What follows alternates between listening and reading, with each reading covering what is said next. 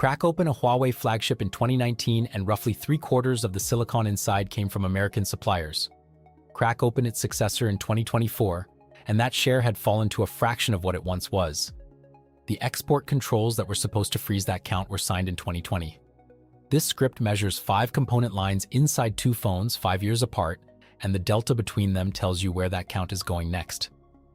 The metric is the domestic content share by component class inside Huawei's flagship handset line. The protagonist is 1 phone opened at 2 dated points. 0 of 5 component lines were fully domestic in origin at the 2019 reading. By the 2023 to 2024 reading, 4 of the 5 had crossed from foreign to domestic origin. The restriction that was supposed to lock that ratio in place is the mechanism that moved it. The wall did not hold the number, it bent the curve. Start with the component lines that moved first and most completely, because the sequence is the actual story.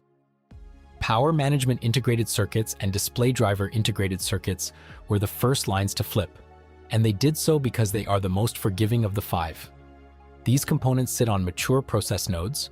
The precision required to fabricate them is well within the capability of domestic fabs that were already operating in 2020. At the 2019 reading, the power management and display driver lines were populated by a mix of American and Taiwanese suppliers, including designs from Texas Instruments and Qualcomm adjacent vendors.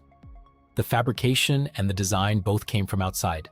At the 2023 to 2024 reading of the Mate 60 Pro, teardown analyses identified domestic suppliers holding the bulk of both lines, with high-silicon designed power management logic and Chinese display driver vendors accounting for the majority of component slots that had previously been foreign-held. The mechanism here was not a technological breakthrough. It was a deployment of existing domestic capability that had not previously been prioritized because foreign supply was cheaper and readily available. When the foreign supply became unavailable, the domestic capability that had been sitting idle moved into the product. The substitution was fast precisely because the physics were already solved.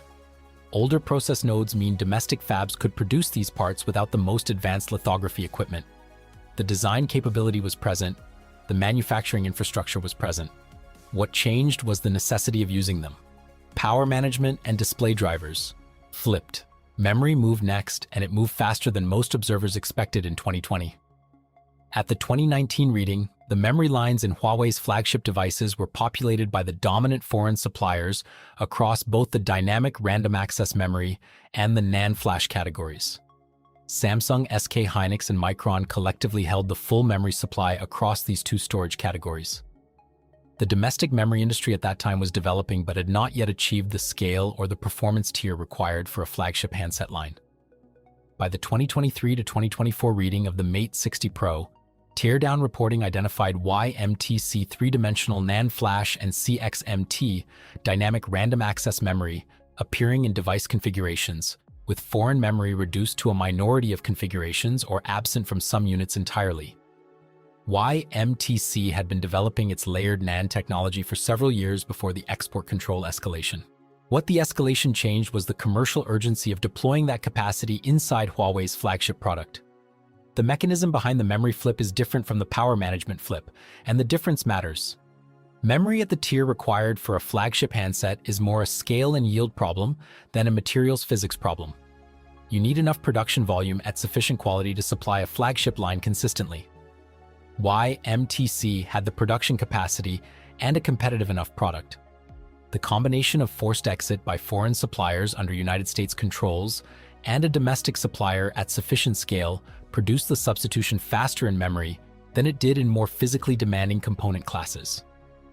Micron's removal from the supply chain was not a gradual market share erosion. It was an administrative discontinuity. The delta in the memory line reflects that discontinuity. Memory flipped. The modem is where the delta becomes harder to dismiss as low-hanging fruit because the modem is a technically demanding component and its trajectory crossed a more significant threshold than power management or memory. At the 2019 reading, the Huawei flagship carried a high-silicon design modem. The design origin was domestic. The fabrication origin was not. TSMC, based in Taiwan, produced the silicon on its leading process nodes. A high-silicon design running on TSMC fabrication is a domestic design with a foreign origin die. That distinction matters because design and fabrication are separable dependencies, and the controls that followed targeted the fabrication link specifically. In September 2020, the United States export control expansion effectively severed TSMC's ability to supply high silicon. TSMC cut off the relationship. The die supply line went dark. At the 2023 to 2024 reading, the Mate 60 Pro carries the Kirin 9000 system on chip with an integrated modem. Tech Insights and independent teardown analysts identified the fabrication origin of this chip as SMIC, the domestic Chinese foundry. Both the design and the fabrication are now domestic by supply chain origin. The modem line moved from domestic design on foreign fabrication to domestic design on domestic fabrication. That is the full flip. Zero foreign origin dependency in this line on the current bill of materials. SMIC operated on lithography equipment already in country when the controls were tightened. The node it developed for the Kirin 9000S is older than TSMC's current leading edge by a measurable margin, and that gap is real. But the chip runs. It is in the device. It is domestic.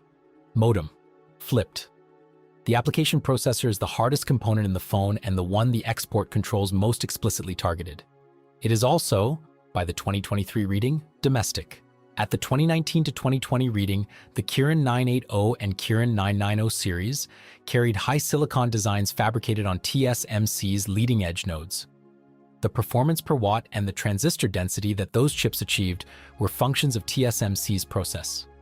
When that process became unavailable, the application processor was the component where the gap between what was accessible domestically and what had been supplied externally was widest.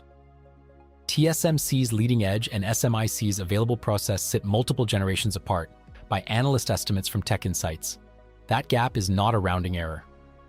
By late 2023, the Mate 60 Pro shipped with the Kirin 9000S designed by HiSilicon and fabricated at SMIC. The process node SMIC used to produce this chip involved deep ultraviolet lithography applied through multiple patterning techniques. Imagine printing a fine-line drawing with a pen too wide for the detail, so you make 3 passes, each shifted slightly, each adding a layer of resolution the single stroke could not achieve. The result takes 3 times as long, wastes more material, and the line is still not as clean. But the line is there. That is what SMIC did with deep ultraviolet lithography and multiple patterning. A longer route to a node the tool was not designed to reach alone. The restriction on advanced lithography equipment exports to China was intended to prevent exactly this node from being achieved. SMIC arrived at a functional node by a longer route. The chip is not equal to what TSMC would have produced. It runs at lower clock headroom than its TSMC-built predecessors, and performance per watt reflects the node gap. It is nonetheless a domestic origin, domestic fabricated application processor in a shipping consumer product, confirmed by multiple independent teardown analysts with high confidence on the fabrication attribution. Application processor, flipped. 4 of 5 component lines are now domestic by origin. The 5th is the radio frequency front end, and it is the one where the physics, not the policy, sets the pace. At the 2019 reading, the radio frequency front-end module in the Huawei Flagship was populated predominantly by Skyworks and Qorvo components. Both are American suppliers. They held the bulk of the radio frequency front-end line across multiple P-series teardown analyses from that period.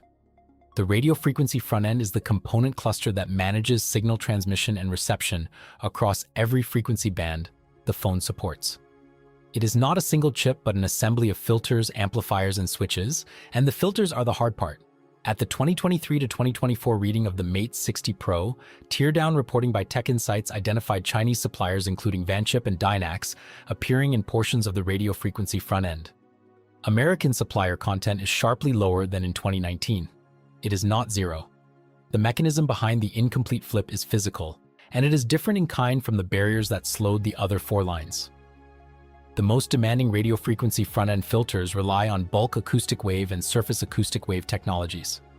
These components require precision fabrication at tight tolerances, and the challenge is primarily one of materials and process tuning rather than lithography node size.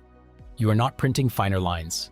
You are inducing mechanical resonance in a thin film material stack with the precision required to hit a specific frequency with minimal energy loss. The domestic supplier base for this component class was the thinnest in 2020 and has closed the gap slowest. The difficulty cannot be resolved by multi-patterning or by longer fabrication runs. It requires a different kind of accumulated process knowledge. That knowledge takes time in a way that lithography substitutions, however difficult, do not. Radio frequency front end, moving. 4 of 5 lines have completed the flip. The 5th is in progress. That is the instrument reading from the 2023 to 2024 teardown period, stated as accurately as the available data support. Now consider 3 ways that reading could mislead before accepting it as the full picture. First, teardown identification of a chip's fabrication origin tells you who made the package and which fab produced the die. It does not tell you the origin of the photomasks, the process chemicals, the deposition gases, or the equipment used to run that node. A component stamped domestic in a teardown can carry supply chain dependencies that do not appear on any bill of materials. SMIC's deep ultraviolet lithography equipment includes machines from ASML and from other suppliers with their own export control exposure. The domestic content ratio measures the bill of materials at the component level. It does not measure the full input chain behind each component. The ratio is real, the independence it implies is partial. Second, teardowns read single units. They cannot measure production yield, and yield is the difference between a working chip in a teardown phone and a chip that can be produced at the volume a Flagship product requires at a competitive cost structure. Huawei's Mate 60 Pro shipped. How many units shipped? At what yield rate? At what cost per unit? Those figures are not public. A domestic content ratio achieved at low yield and high cost tells a different story than one achieved at volume and at competitive cost. The instrument cannot read what is not disclosed. Third, the radio frequency front-end holdout is not an accident of timing. It reflects a physical limit problem that the modem, memory, and application processor substitution trajectories do not predict. 4 clean flips in the logic and memory domains do not forecast the pace of the 5th flip in a materials resonance domain. The metric that shows 4 completed flips can mislead about the difficulty and the timeline of the one that has not. The instrument reads what teardowns state and hedges what they cannot prove. 4 component lines are domestic by origin in the 2023 to 2024 device.